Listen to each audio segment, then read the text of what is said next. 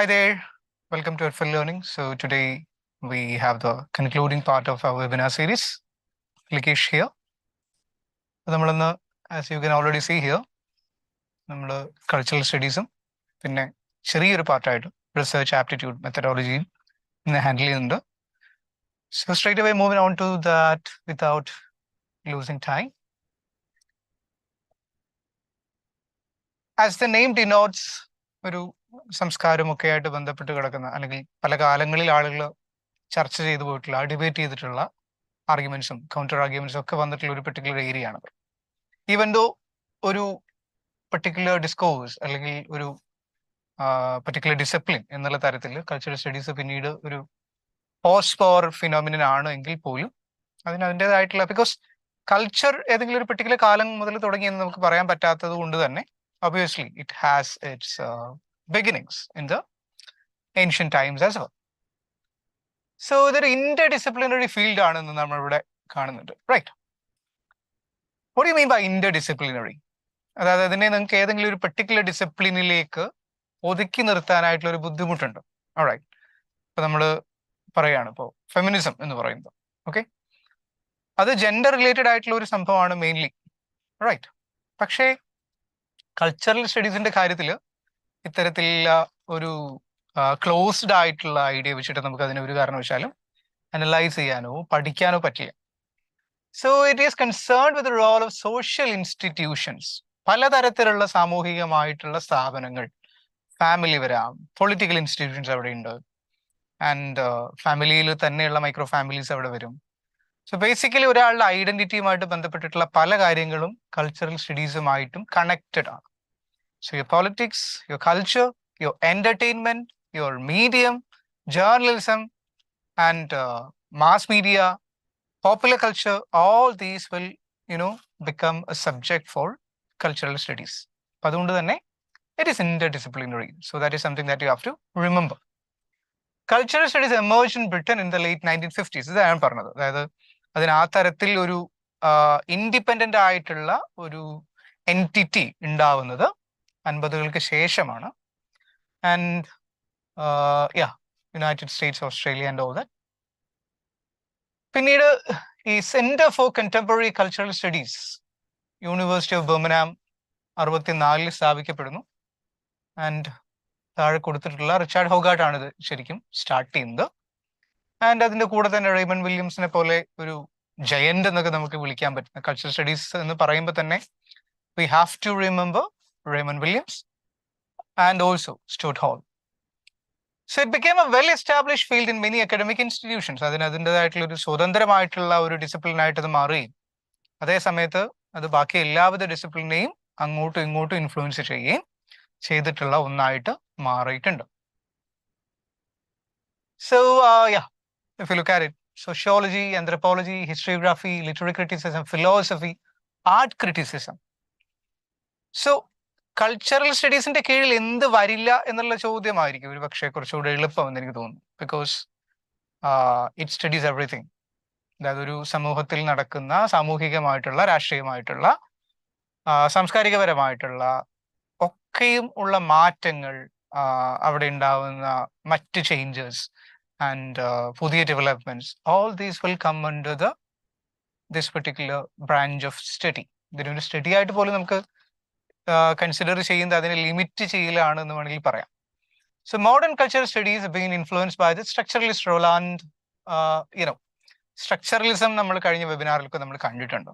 അപ്പോൾ കാര്യങ്ങൾ ഒരു സ്ട്രക്ചറായിട്ട് അനലൈസ് ചെയ്യുന്നു. ഇപ്പോൾ ബാർത്ത് എന്ന് പറയുന്ന സ്ട്രക്ചറലിസ്റ്റ്, അതുപോലെ തന്നെ ക്രിട്ടിക്. ബാർത്തിന്റെ ഏറ്റവും ഫിനോമിനൽ ആയിട്ടുള്ള വർക്കുകളിൽ ഒന്നാണ് മിത്തോളജീസ് എന്ന് പറയുന്നത്. മിത്തോളജീസിൽ ബാർത്ത് അന്നോളമുള്ള സോഷ്യൽ കൺവെൻഷൻസിനൊക്കെ തന്നെയും ഒരുപാട് വിശദമായിട്ട് തന്നെ പഠിക്കുന്നുണ്ട്. So he talks about cultural codes, social conventions, ആ കൺവെൻഷൻസ് എങ്ങനെ ഉണ്ടായി വരുന്നു, ആൻഡ് ഇതിന്റെ ഒരു സ്വഭാവം എങ്ങനെ മനുഷ്യരെ സ്വാധീനിക്കുന്നു, ആൻഡ് സ്റ്റീരിയോ ടൈപ്സ് എങ്ങനെ ഉണ്ടാവുന്നു എന്നുള്ള തരത്തിലൊക്കെ തന്നെയും ബാർത്ത് ഈ പറയുന്ന ടെക്സ്റ്റിൽ ഡീറ്റെയിൽഡ് ആയിട്ട് പറഞ്ഞു പോകുന്നുണ്ട്. ആൻഡ് ബാർത്തിനെ നമ്മളിവിടെ കോട്ട് ചെയ്യാനുള്ളൊരു കാരണം, ബാർത്ത് ഇതിനെ തുടക്കം കുറിച്ചു എന്നുള്ളത് പറയാൻ പറ്റില്ല, പക്ഷെ അതേ സമയത്ത് ബാർത്ത് ഇതിനെ ഇൻഫ്ലുവൻസ് ചെയ്തിട്ടുണ്ട്. സോ ആസ് വി നോ, ഇതൊരു കാരണവശാലും ഏതെങ്കിലും ഒരു പെർട്ടിക്കുലർ സംഭവത്തിൽ നിന്ന് ഒറ്റയടിക്ക് ഉത്ഭവിക്കുന്നൊന്നുമല്ല. So it is connected with all the other branches of studies, branches of cultural, disciplines and all that. ഇപ്പൊ റെയ്മൺ വില്യംസിനെ നമ്മൾ പറയുമ്പോൾ വില്യംസിന്റെ 58 പുറത്ത് വന്നിട്ടുള്ള കൾച്ചർ ആൻഡ് സൊസൈറ്റി എന്ന് പറയുന്ന ടെക്സ്റ്റ് വളരെയധികം ഫിനോമിനൽ ആയിട്ടുള്ള ഒന്നാണ്. ഓൾസോ ഹൊഗാർട്ടിന്റെ the uses of literacy is another one, and Stuart ഹോളിന്റെ critical dialogues in cultural studies. അപ്പൊ അതിന് അങ്ങനത്തെ ഒരു ഇൻഡിപെൻഡന്റ് ആയിട്ടുള്ള ഒരു ടെർമിനോളജി പിന്നീട് പ്രൊവൈഡ് ചെയ്യുന്നത് സ്റ്റുവർട്ട് ഹോൾ ആണ്.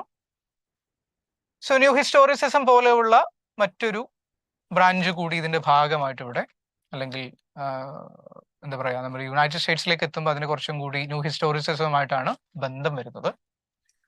സോ ഇനി ഇതിലേക്ക് കടക്കുമ്പോൾ what does it actually do? എന്താണ് ഇതിന്റെ ഒരു ഫംഗ്ഷൻ? വെറുതെ കുറെ എന്താ പറയുക സംസ്കാരപരമായിട്ടുള്ള കുറെ കാര്യങ്ങൾ എടുത്തിട്ട് അനലൈസ് ചെയ്യാണോ പഠിക്കുകയാണോ ഇവിടെ ചെയ്യുന്നത് എന്നുള്ളതാണ് നമ്മുടെ ചോദ്യം. Not really.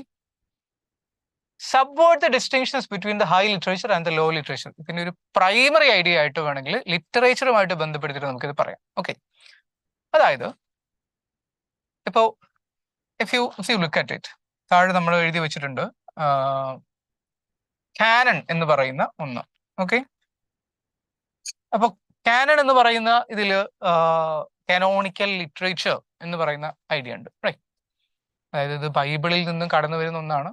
അതായത് ഒരു പെർട്ടിക്കുലർ സെറ്റ് ഓഫ് ബുക്സ് മാത്രമാണ് ബൈബിളിൽ ഏറ്റവും ഉയർന്നിട്ടുള്ളത്, അല്ലെങ്കിൽ നിങ്ങൾ ഒരു part of the established or accepted theological studies എന്നുള്ള തരത്തിലാണ് കാനണിനെ ബൈബിളിൽ കൺസിഡർ ചെയ്യുന്നതെങ്കിൽ, ഇവിടെ സാഹിത്യത്തിലേക്ക് വരുമ്പോൾ കുറേ മാസ്റ്റേഴ്സിന്റെ വർക്കുകൾ, ഇപ്പൊ ഷേക്സ്പിയറിന്റെ കാനൺ, അല്ലെങ്കിൽ നിങ്ങൾ ഇംഗ്ലീഷ് ലിറ്ററേച്ചർ എടുക്കുന്നു എന്ന് പറയുമ്പോൾ തന്നെ നമ്മളുടെ മനസ്സിലേക്ക് വരുന്ന കുറേ ടൈറ്റിൽസ് ഉണ്ട്, അല്ലേ? ഇപ്പോൾ ഹാഡിയുടെ വർക്കുകൾ, പൊതുവെ ക്ലാസിക്സ് എന്ന് വിശേഷിപ്പിക്കുന്ന ഒട്ടുമിക്ക വർക്കുകളും കാനണിന്റെ ഭാഗമാണ്. പക്ഷേ is it really the most significant kinds of works to be studied or read or analysed? അങ്ങനെയല്ല. അപ്പൊ ഈ പറയുന്ന ഒരു ഡിസ്റ്റിങ്ഷൻ അവിടെ ഉണ്ട്, അല്ലേ? അതായത് ഹൈ ലിറ്ററേച്ചർ എന്ന് പറയുന്നത് വായിച്ചു കഴിഞ്ഞാൽ അത്ര പെട്ടെന്ന് ആളുകൾക്ക് മനസ്സിലാവാത്ത വലിയ എന്തോ ഒരു സംഭവമായിട്ട് കാണുന്ന ഒന്ന്, ആൻഡ് ലോ ലിറ്ററേച്ചർ, അതായത് പോപ്പുലർ ലിറ്ററേച്ചറോ, ഇപ്പൊ നമ്മളിപ്പോ മലയാളവുമായിട്ട് ബന്ധപ്പെടുത്തി പറയുകയാണെങ്കിൽ പൈങ്കിളി സാഹിത്യം എന്ന് പറയുന്ന ഒന്നും കൂടെ അവിടെ ഉണ്ട്, റൈറ്റ്? അതായത് വളരെയധികം അക്ഷരവുമായിട്ട് കുറച്ചൊക്കെ ബന്ധം മാത്രമുള്ള സാഹിത്യ സിദ്ധാന്തങ്ങളൊന്നും തന്നെയും താല്പര്യവും ഇല്ലാത്ത, അല്ലെങ്കിൽ അത് വായിച്ചു കഴിഞ്ഞാൽ മനസ്സിലാവാത്ത പാവങ്ങൾ വായിക്കുന്ന തരത്തിലുള്ള സാഹിത്യം, റൈറ്റ്? സോ ഈ ഡിസ്റ്റിങ്ഷനെ കൾച്ചറൽ സ്റ്റഡീസ് ആക്ച്വലി ക്വസ്റ്റ്യൻ ചെയ്യുന്നുണ്ട്. അതായത് പോപ്പുലർ കൾച്ചറിനും കുറച്ചുകൂടി സാധ്യതകളുണ്ട്, അല്ലെങ്കിൽ that is also a serious phenomenon to be studied എന്നുള്ള തരത്തിലേക്ക് ഒരു മൂവ്മെന്റ് അല്ലെങ്കിൽ ഒരു ഡിസിപ്ലിനെ വളർത്തിയെടുക്കുന്നത് കൾച്ചറൽ സ്റ്റഡീസ് ആണ്. ഉദാഹരണം പറയുകയാണെങ്കിൽ പിന്നീട് വന്നിട്ടുള്ള പോപ്പുലർ കൾച്ചർ, ഇപ്പോൾ ഉദാഹരണത്തിന് നോക്കിക്കഴിഞ്ഞാൽ വെസ്റ്റേൺ കൾച്ചറിൽ കുറേ തരത്തിലുള്ള പോപ്പുലർ കൾച്ചർ റെഫറൻസസ് ഒക്കെ ഉണ്ട്. ഓക്കെ, ഇപ്പോൾ നിങ്ങൾക്ക് നിങ്ങളുടെ ഒരു പ്രായത്തിൽ നമുക്ക് കാണുന്ന ഇപ്പോൾ ഒരു ജനറലി ഒരു ഇന്നത്തെ യൂത്തിന് മനസ്സിലാവുന്ന ഇൻസ്റ്റാഗ്രാം ജനറേഷൻ എന്നൊക്കെ നമ്മൾ വിളിക്കാറുണ്ടല്ലോ. അപ്പൊ അവർക്ക് റീൽ ഉണ്ടാവുന്ന രീതികൾ, അല്ലെങ്കിൽ റീലിൽ കൺസിഡർ ചെയ്യപ്പെടുന്ന കുറെ ട്രെൻഡുകൾ, ഇതൊക്കെയാണ് ഏറ്റവും കൂടുതൽ ആളുകൾക്ക് പെട്ടെന്ന് കണക്ട് ചെയ്യുന്ന കാര്യങ്ങൾ, റൈറ്റ്? അതിനു മുമ്പ് ഫേസ്ബുക്ക് വലിയൊരു സംഭവമായിട്ട് ഉണ്ടായിരുന്ന ഒരു പീരീഡ് ഉണ്ട്. But that particular generation is actually getting older. Facebook generation എന്ന് പറയുന്നവർക്ക് പ്രായമായിക്കൊണ്ടിരിക്കുന്നു. അതിൻ്റെ ഒരു 10-16 വയസ്സ് മുതൽ ഒരു 24-25 വയസ്സ് വരെയൊക്കെ ഉള്ള മറ്റൊരു ഏജ് ഗ്രൂപ്പ്, എന്താ വെരി ആക്റ്റീവ് ഓൺ ഇൻസ്റ്റഗ്രാം. അപ്പൊ ഇവിടെ സംഭവിക്കുന്ന ഒരു കാര്യം, അതൊരു പോപ്പുലർ കൾച്ചറിന്റെ ഭാഗമാണ്. അവർ ഉപയോഗിക്കുന്ന പലതരത്തിലുള്ള എക്സ്പ്രഷൻസ് ഉണ്ട്, അവർക്ക് മാത്രമായിട്ട് മനസ്സിലാവുന്ന പലതരം ജാർഗൺസ് ഉണ്ട്. അപ്പോൾ ഇവിടെയാണ് ഒരു രസകരമായിട്ടുള്ള ഐഡിയ സംഭവിക്കുന്നത്, that is communication gap. Generation ഗ്യാപ്പിന്റെ ഭാഗമായിട്ട് വരുന്ന ഒന്നാണ്. ഒരു തലമുറ സംസാരിക്കുന്ന കാര്യങ്ങൾ, അല്ലെങ്കിൽ ഒരു തലമുറയ്ക്ക് മനസ്സിലാവുന്ന കാര്യങ്ങൾ മറ്റൊരു തലമുറയ്ക്ക് എന്ത് ചെയ്യില്ല, അത്ര എളുപ്പം കണക്ട് ചെയ്യപ്പെടാത്തൊരവസ്ഥ. അപ്പൊ അതുകൊണ്ട് ജെൻസി എന്നൊക്കെ നിങ്ങൾ ഇന്ന് ആളുകൾ വിളിക്കുന്നത് കേട്ടിട്ടുണ്ടാവും, ജനറേഷൻ സെറ്റ്, അല്ലേ? അപ്പോൾ മില്ലേനിയൽസ് എന്ന് പറഞ്ഞിട്ട് മറ്റൊരു വിഭാഗമുണ്ട്. മില്ലേനിയൽസ് പറയുന്നത് ജനറേഷൻ സെറ്റിന് മനസ്സിലാവാറില്ല, നേരെ തിരിച്ചു. So there is S particular idea. ഇതൊക്കെയും കൾച്ചറൽ സ്റ്റഡീസ് കൂടി അനലൈസ് ചെയ്യുന്നതാണ്. അപ്പോൾ ഒരു തരത്തിൽ പറഞ്ഞു കഴിഞ്ഞാൽ വളരെയധികം സമൂഹത്തിന്റെ ഫോർഫ്രണ്ടിൽ വരുന്ന കാര്യങ്ങൾ അനലൈസ് ചെയ്യപ്പെടുന്ന ഒരു പെർട്ടിക്കുലർ വിഭാഗത്തിലുള്ള ആളുകൾ അതിനെ സ്വയം, അതായത് ഞങ്ങൾ വിചാരിക്കുന്നതാണ് actually one of the best things that you have to follow എന്ന് പറയുന്ന ഒരു ഐഡിയ, അതിനെ നിരന്തരം റെഫ്യൂട്ട് ചെയ്യുന്ന മറ്റൊരു കൾച്ചറൽ ആയിട്ടുള്ള ഒരു ഗ്രൂപ്പ് അവിടെ വളർന്നു വരുന്നു. അപ്പൊ ഞാൻ നേരത്തെ പറഞ്ഞ വേണമെങ്കിൽ ഫേസ്ബുക്കിന് നിങ്ങൾക്ക് അങ്ങനത്തെ ഒന്നായിട്ട് കണക്കാക്കാം. ഫേസ്ബുക്കിലൊക്കെ എഴുതുന്നത് കുറച്ചും കൂടി സീരിയസ് ആയിട്ടുള്ള, കുറച്ചും കൂടി രാഷ്ട്രീയപരമൊക്കെ ആയിട്ട് കൺസിഡർ ചെയ്യപ്പെടുന്ന ഒന്നാണെങ്കിൽ Instagram is almost all about entertainment. Alright, so you are there.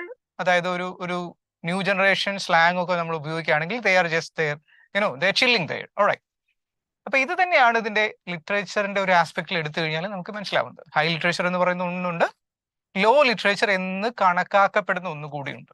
Alright, ഇപ്പൊ ഷേക്സ്പിയർ ഒരു വശത്ത് നിങ്ങൾ എടുക്കുന്നു, അതുപോലെ തന്നെ DC-യുടെയോ മാർവലിന്റെയോ കോമിക്സ് നിങ്ങൾ എടുക്കുന്നു. അപ്പൊ ഇത് രണ്ടും ഒരേ തട്ടിൽ നമ്മൾ വെക്കാറില്ല എന്നുള്ളതാണ്. So why don't we do that? The only reason behind such different kind of a categorisation is that ഇതിൽ ഒന്ന് കുറച്ചും കൂടി നിലവാരമുണ്ട്, മറ്റേതിന് നിലവാരം ഇല്ല എന്നുള്ള തോന്നലുകളാണ്. അതായത് ആ നിലവാരം ഇല്ല എന്നല്ല ഞാൻ പറഞ്ഞു വരുന്നത്, മറിച്ച് ആഫ്റ്റർ ഓൾ ഇതൊക്കെയും സബ്ജക്റ്റീവ് ആയിട്ടുള്ള പൊസിഷൻസ് ആണ്. സോ ആ തരത്തിലുള്ള പൊസിഷൻസിനെ കൂടെ എന്ത് ചെയ്യുന്നുണ്ട്, കൾച്ചറൽ സ്റ്റഡീസ് അനലൈസ് ചെയ്യുന്നുണ്ട്. So they focus more on the popular culture, journalism etcetera. അപ്പൊ കുറച്ചും കൂടി ഒരു മാസ് കൾച്ചറിനോട് കണക്ട് ചെയ്യുന്ന, അവർക്ക് കുറച്ചുകൂടെ മനസ്സിലാവുന്ന തരത്തിലുള്ള ഐഡിയാസ് ഇവര് ഫോളോ ചെയ്യുന്നുണ്ട്.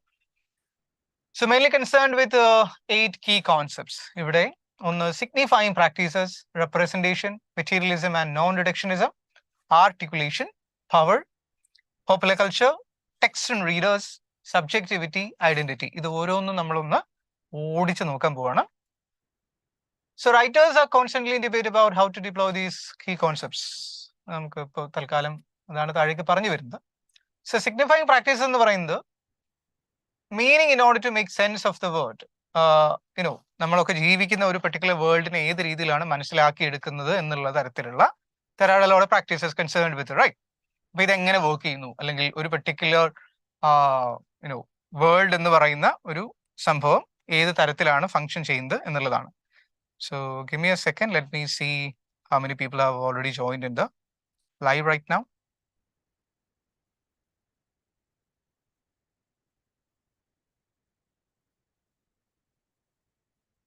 So the importance of language becomes apparent എന്നിവിടെ പറയുന്നുണ്ട്.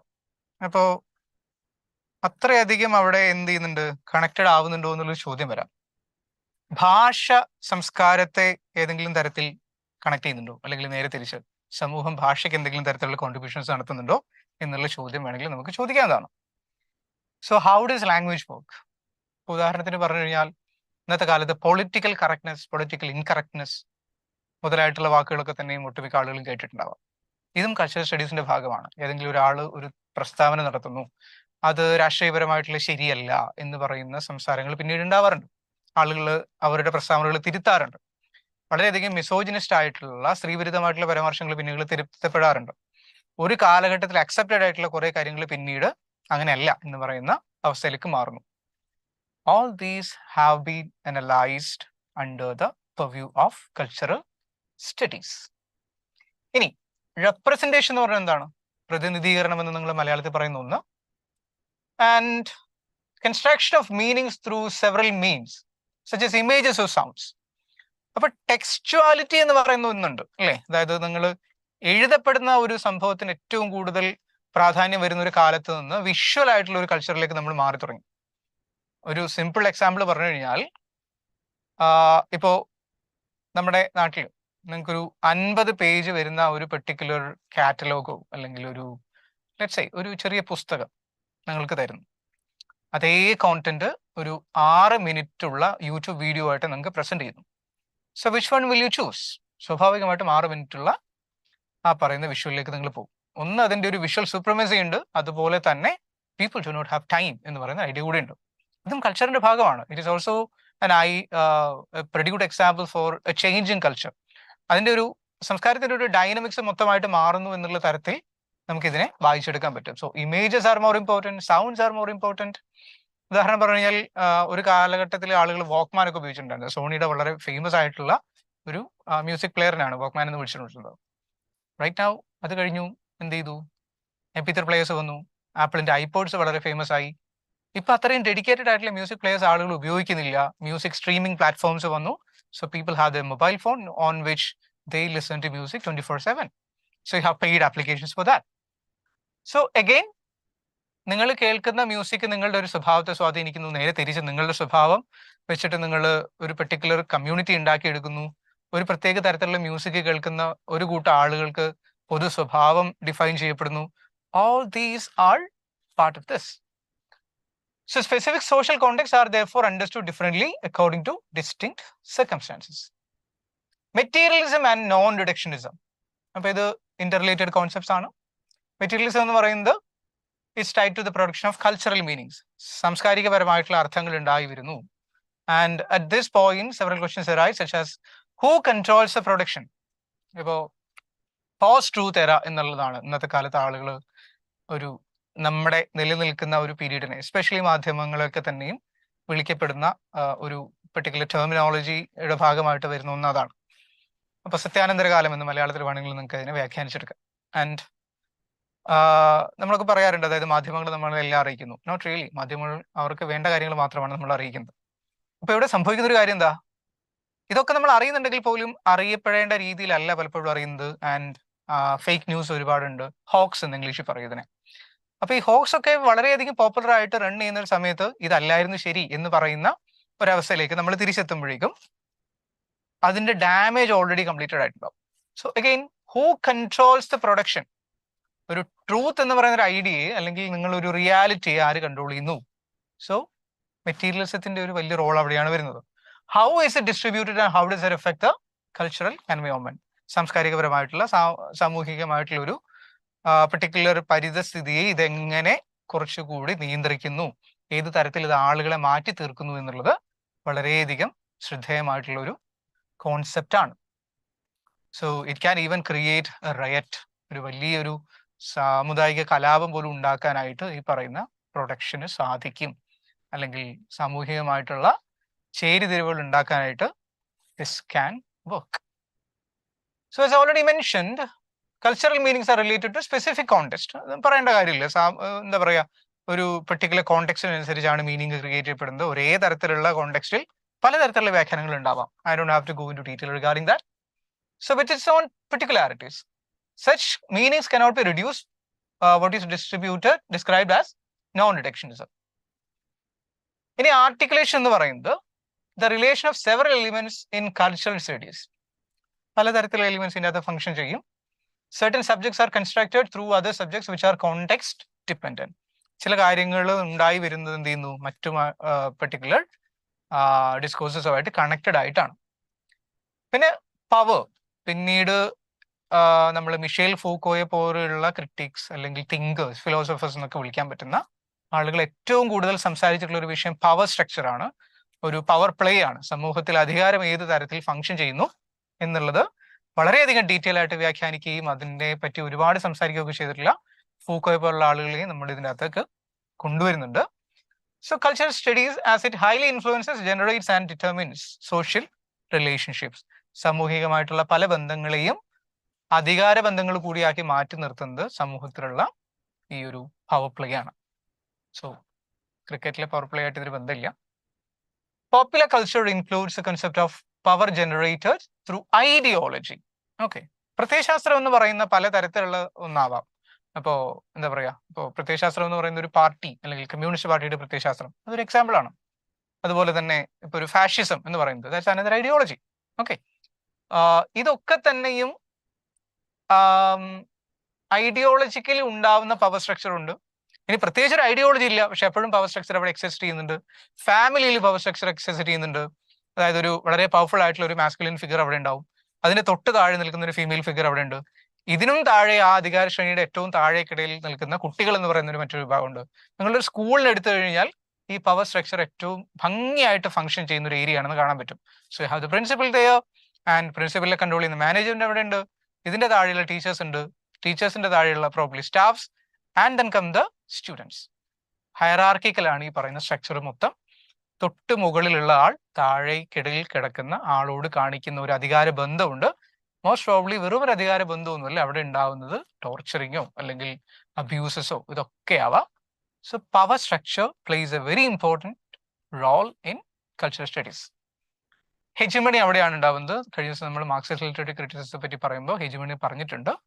അതായത് വളരെയധികം തീരെ ഫോഴ്സ്ഡ് അല്ലാതെ അധികാരത്തെ കുറച്ചും കൂടി ഊട്ടി ഉറപ്പിക്കുന്ന തരത്തിലുള്ള ഒരു ഒരു ഒരു കോഴ്സ് എന്നോ അല്ലെങ്കിൽ ഒരു ഐഡിയോളജിക്കലി നിങ്ങൾ കുറച്ചും കൂടെ മാറ്റി തീർക്കുന്ന ഒന്നാണ് ഹെജിമണി എന്ന് വേണമെങ്കിൽ പറയാം. So it invisibly maintains power. ഇതെങ്ങനെ സംഭവിക്കുന്നു എന്ന് വെച്ച് കഴിഞ്ഞാൽ നിങ്ങൾക്ക് എന്താ പറയാ, നിങ്ങൾക്ക് ടാഞ്ചിബിൾ ആയിട്ട് കാണാൻ പറ്റുന്ന ഒന്നൊന്നുമല്ല. But it is there. You are part of a particular structure. നിങ്ങൾക്ക് അതിൻ്റെ അകത്ത് എക്സിസ്റ്റ് ചെയ്യാൻ പറ്റില്ല. So presenting certain norms and values as universal truth. നിങ്ങൾ ഒരു പെർട്ടിക്കുലർ ഐഡിയയിൽ നിന്ന് മാറാനേ പാടില്ല എന്ന് പറയുന്ന കോൺസെപ്റ്റിലേക്ക് നിങ്ങളെ കൊണ്ട് എത്തിച്ചേർക്കുന്നു. So if a large group of people consents to a certain structure in society, hegemony is created which produces. കുറേ ആളുകൾ ഒരു പെർട്ടിക്കുലർ കാര്യമാണ്, ഇതിനെയാണ് നോം എന്ന് നമ്മൾ വിളിക്കുക. അതായത് പ്രത്യേകിച്ച് അലിഖിതമായിട്ടുള്ള നിയമങ്ങൾ എന്നൊക്കെ നമ്മൾ മലയാളത്തിൽ പറയാറുണ്ട്. So which means that a lot of people conform to a particular set of rules and these set of rules cannot be broken. അവിടെ ഒരു ബ്രീച്ച് ഉണ്ടാവാൻ പാടില്ല. You cannot break it and you cannot break free. ആ തരത്തിൽ hegemony അവിടെ already existed ആയി കഴിഞ്ഞു. You cannot escape. So practices as forms of power over the subordinated group.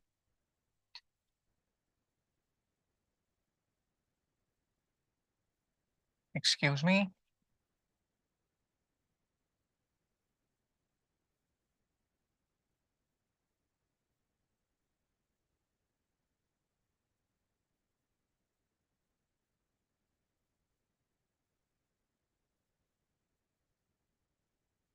Now, texts and readers are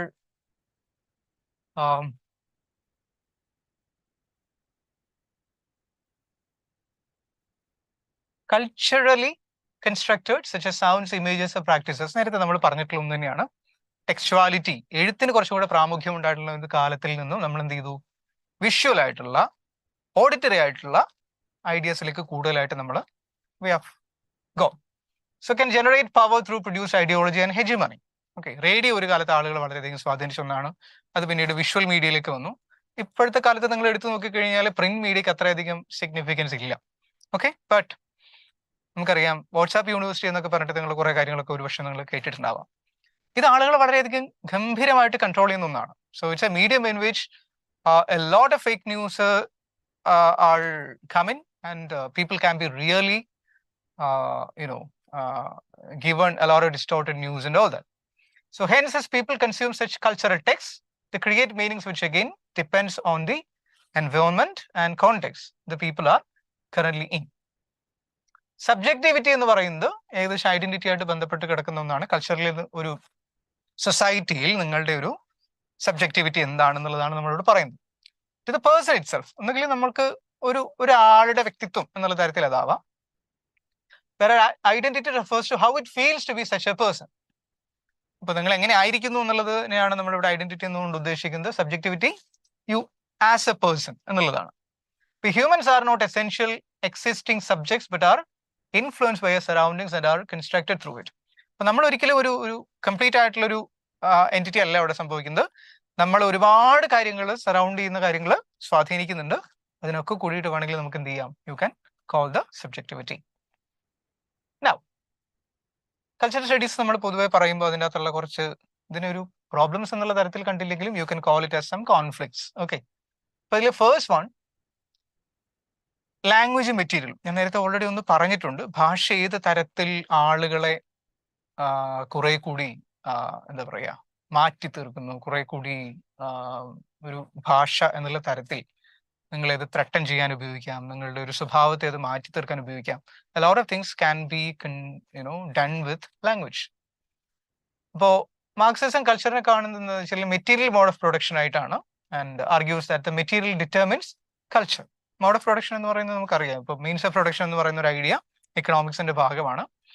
അതായത് ഉൽപാദനത്തിന് വേണ്ടി ആവശ്യമായിട്ടുള്ള ഘടകങ്ങൾ, ലാൻഡ്, ലേബർ, ക്യാപിറ്റൽ എന്ന് നമ്മൾ പറയാറുണ്ട്. അപ്പോൾ മോഡ് ഓഫ് പ്രൊഡക്ഷനിൽ ഏത് തരത്തിലുള്ള പ്രൊഡക്ഷനാണ് ഒരു സമൂഹത്തിൽ ആളുകൾക്ക് ആവശ്യമുള്ളത്, അതെങ്ങനെ ഡിഫൈൻ ചെയ്യപ്പെടുന്നു, അതെങ്ങനെ കൺട്രോൾ ചെയ്യപ്പെടുന്നു, ഓൾ ദീസ്